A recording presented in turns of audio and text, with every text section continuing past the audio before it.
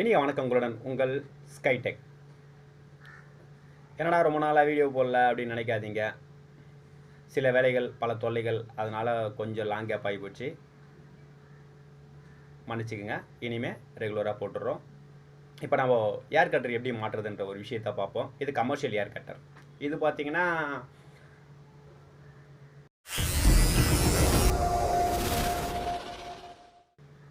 1 metre, 2 அடி, 3 அடி, 4 அடி, 5, 6, 7 அடி வரைக்கும் கிடைக்குது. எனக்கு தெரிஞ்சு 64 வாட்ஸ்லேருந்து ஒரு 150 வாட்ஸ் வரைக்கும் கிடைக்குது. எல்லாமே எனக்கு தெரிஞ்சு. ஸோ அதுக்கு மேலே இருக்குதா இல்லைன்னு எனக்கு தெரியல. ஏர் கட்டருடைய பேக் சைடு ஓப்பன் பண்ணோம்னா இது மாதிரி தான் இருக்கும். இந்த ப்ராக்கெட் பார்த்தீங்கன்னா ஒரு மெட்டல் ஷீட் இருக்குது பாருங்கள். இந்த மெட்டல் ஷீட்டை நம்ம ரிமூவ் பண்ணி எடுத்தோம்னா இதை தான் நம்ம வாலில் ஃபிக்ஸ் பண்ண போகிறோம். அதுக்கு பார்த்தீங்கன்னா வரிசையாக ஸ்க்ரூ கொடுத்துருப்பாங்க.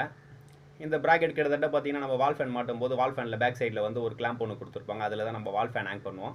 ஸோ கிட்டத்தட்ட அதே மாதிரி தான் இருக்கும். எந்த மாற்றமும் இருக்காது. ஏன்னா இது கொஞ்சம் லென்த்தாக இருக்கும், அவ்வளோதான். பார்த்தீங்கன்னா தெரியும். அதே மாதிரி மடிச்சு இருக்கிறது.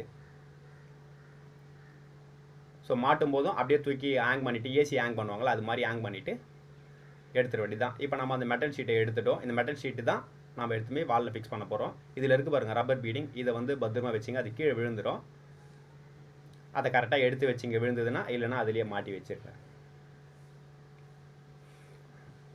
இப்போ நம்ம இதை எடுத்து ஓரமாக வச்சிடலாம். ஏர் கட்டரை வந்து ஏர் கட்டர்னு சொல்லுவாங்க, ஏர் கட்டைன்னு சொல்லுவாங்க.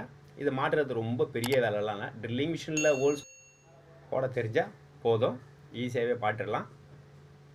நம்மளுக்கு இந்த இடத்துல பார்த்தீங்கன்னா வுட்டு பேக் சைடில்.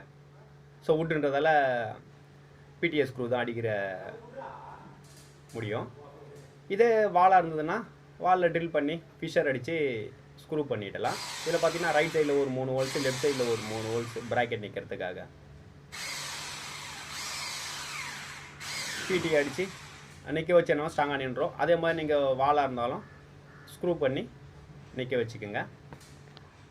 இந்த வீடியோ பிடிச்சிருந்தா லைக் பண்ணுங்கள், ஷேர் பண்ணுங்கள், கமெண்ட் பண்ணுங்கள், மறக்காமல் சப்ஸ்கிரைப் பண்ணுங்கள். அதே போன்று நீங்கள் வந்து எதை பற்றி வீடியோ வேணும்னு சொல்லி கமெண்ட் பண்ணாலும் அதை பற்றி போடுறோம். ஷோரூம்லாம் நம்ம போகும்போது ஃபுல் ஏசியாக இருக்கிற இடத்துல பார்த்தீங்கன்னா டோர் என்ட்ரன்ஸ் ஆனவுடனே அதிவேகமான காற்றடிக்கிற ஒரு ஃபேன் மாதிரி மாட்டி வச்சுருப்பாங்க நீட்டாக. ஸோ அதுதான் இது. இது பார்த்திங்கன்னா வெளியே இருந்து கொசு, இதெல்லாம் வராமல் இருக்கிறதுக்கும் ஒரு ப்ரொடக்ஷனாகவும் இருக்கும். ப்ளஸ் வந்து டஸ்ட்டு வெளியே இருந்து வராமல் இருக்கும். மெயினாக யூஸ் பண்ணுறது சில்னஸ் வந்து வெளியே போகக்கூடாது அப்படின்றதுக்காக யூஸ் பண்ணுவாங்க. இந்த இடத்துல பார்த்தீங்கன்னா இதை விட்டு தாண்டினவொடனே அனலாகவும் இதுக்கு உள்ளே வரும்போது சில்னஸாகவும் இருக்கும். அதை நீங்கள் போகும்போதே ஃபீல் பண்ணுவீங்க. இப்போ நம்ம ப்ராக்கெட்டை மாட்டியாச்சு. ப்ராக்கெட்டை மாட்டிட்டு கீழ் சைடு வெளியே எடுத்த மாதிரி மேலே தூக்கி மாட்டோம்னா அழகாக ஹேங் ஆகிடும். மறக்காமல் அந்த ரப்பர் பீடிங்கை போட்டுடணும். அவ்வளோதான். இப்போ நம்ம என்ன பண்ண போகிறோம், கீழே இருக்கிற ஸ்க்ரூவெல்லாம் போட்டு லாக் பண்ணணும்.